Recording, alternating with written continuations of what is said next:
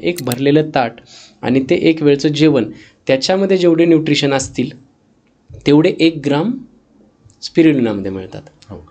जेव्हा मी एक ताट जेव्हा म्हणतो आपण, टिपिकल आपली महाराष्ट्र ते काय असतं ते पहिलं ऐकू आपण. की ज्याच्यामध्ये आपली पोळी आहे, वरण भात, एक भाजी आहे, उसळ आहे, कोशिंबीर आहे, उसळ सहित प्रोटीन्स आहे, प्रोटीन आहे, भाजीसाठी तुम्हाला विटॅमिन्स मिनरल्स आहेत, डाळ भात आहे, ज्याच्यातनं पुन्हा कार्बोहायड्रेट्स प्रोटीन्स मिळतात.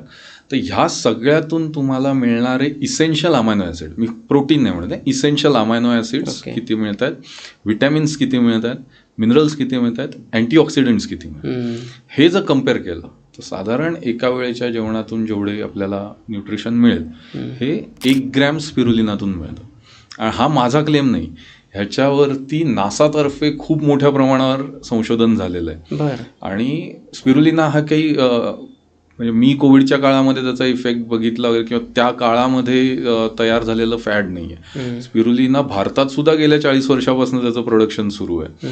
जगामध्ये जवळपास 1960च्या दशकामध्ये ते कमर्शियल स्केलवरती सुरू झालं आणि त्यानंतर नासा तर्फे खूप मोठ्या प्रमाणावर याच्यावर संशोधन झालं की अंतराळवीरांना जेवण म्हणून आपल्याला स्पिरुलिना देता येईल का, कारण कमीत कमी व्हॉल्यूममध्ये आपल्याला एवढं जास्तीत जास्त न्यूट्रिशन याच्यातून मिळतंय.